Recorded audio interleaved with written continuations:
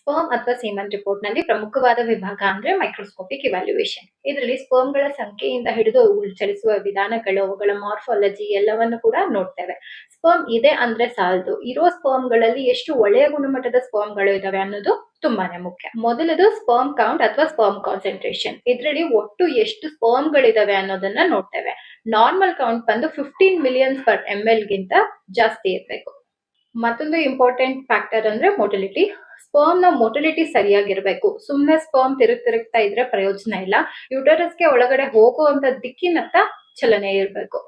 Total motility 42% ಗಿಂತ ಹೆಚ್ಚಾಗಿರ್ಬೇಕು. ಅದ್ರಲ್ಲೂ progressive motility ತುಂಬಾನೇ ಇಂಪಾರ್ಟೆಂಟ್ ಆಗುತ್ತೆ. ಯಾಕಂದ್ರೆ ಸರಿಯಾದ ದಿಕ್ಕಿಗೆ ಹೋದ್ರೆ ಮಾತ್ರ ಫರ್ಟಿಲೈಸೇಷನ್ ಆಗೋದು. Next sperm morphology. ಇದರಲ್ಲಿ ಸ್ಪರ್ಮ್ ನ ಶರೀರದ ಆಕಾರ, ಗಾತ್ರ ಹೇಗಿದೆ ಅನ್ನೋದನ್ನ ನೋಡ್ತೀವಿ. ನಾರ್ಮಲ್ ಆಗಿ 4% ಅಷ್ಟು ನಾರ್ಮಲ್ ಫಾರ್ಮ್ಸ್ ಇದ್ರೆ ಸಾಕು. ಬೇರೆ ಸ್ಪರ್ಮ್ ಗಳು ಫರ್ಟಿಲೈಸ್ ಆಗುವಂತ ಚಾನ್ಸಸ್ ತುಂಬಾನೇ ಕಡಿಮೆ. ಕಡೆಯದಾಗಿ ವೈಟಾಲಿಟಿ ಅಂದ್ರೆ ಒಟ್ಟು ಎಷ್ಟು ಸ್ಪರ್ಮ್ ಗಳು ಜೀವಂತವಾಗಿದೆ ಅನ್ನೋದನ್ನ ಈ ಟೆಸ್ಟ್ ತಿಳಿಸುತ್ತೆ. ಚಲನೆ ಇಲ್ಲದ ಸ್ಪರ್ಮ್ ಗಳು ಜೀವಂತವಾಗಿದೆಯೋ ಇಲ್ವೋ ಅನ್ನೋದನ್ನ ಈ ಟೆಸ್ಟ್ ನ ಮೂಲಕ ನಾವು ತಿಳ್ಕೊಬಹುದು. ಒಟ್ಟಾಗಿ 58% ಗಿಂತ ಹೆಚ್ಚಿನಷ್ಟು ಸ್ಪರ್ಮ್ಸ್ ಲೈವ್ ಇದ್ರೆ ಉತ್ತಮ.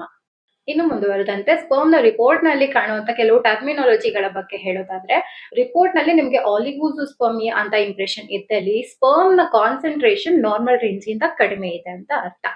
ಆಕ್ಟಿನೋಜೂಸ್ಪರ್ಮಿಯಾ ಅಂತ ಇದ್ದಲ್ಲಿ ಸ್ಪರ್ಮ್ ನ ಮೊಟಿಲಿಟಿ ಅಂದ್ರೆ ಚಲನೆ ನಾರ್ಮಲ್ ರೇಂಜ್ ಗಿಂತ ಕಡಿಮೆ ಇದೆ ಅಂತ ಅರ್ಥ.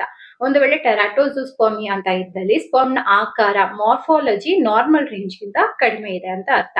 ಒಂದು ಪಕ್ಷ ಏಜೋಸ್ಪರ್ಮಿಯಾ ಅಂತ ಇಂಪ್ರೆಷನ್ ಇದ್ದಲ್ಲಿ ಒಂದು ಕೂಡ ಸ್ಪರ್ಮ್ಸ್ ಪ್ರೆಸೆಂಟ್ ಇಲ್ಲ ಅಂತ ಅರ್ಥ. ನೆಕ್ರೋಜೋಸ್ಪರ್ಮಿಯಾ ಅಂತ ಇದ್ದಲ್ಲಿ ಇರೋ ಒಂದು ಸ್ಪರ್ಮ್ ಕೂಡ ಜೀವಂತವಾಗಿಲ್ಲ ಅಂತ.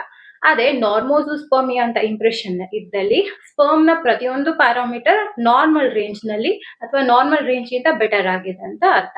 ಇದಿಷ್ಟು ಮಾಹಿತಿ ನಿಮ್ಗೆ ಸೀಮನ್ ರಿಪೋರ್ಟ್ ನ ಓದೋದ್ರಲ್ಲಿ ಹೆಲ್ಪ್ ಆಗುತ್ತೆ ಅಂತ ಭಾವಿಸ್ತೀವಿ.